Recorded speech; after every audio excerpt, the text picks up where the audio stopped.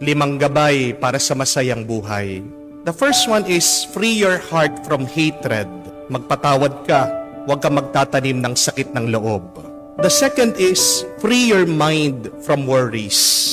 Marami tayong mga takot sa buhay, hindi naman lahat yan magkakatotoo. Third is to free ourselves from greed and selfishness.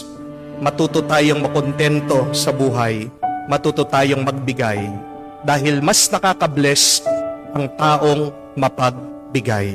Fourth is, you must free yourself from other people's expectations. Kailangan nating tanggapin, hindi lahat ng tao magugustuhan tayo. Pero dapat, wag nating ikisama ng loob yun. Not everybody will love you, but that's okay. Accept that, be happy. And number 5, we must free ourselves from sin.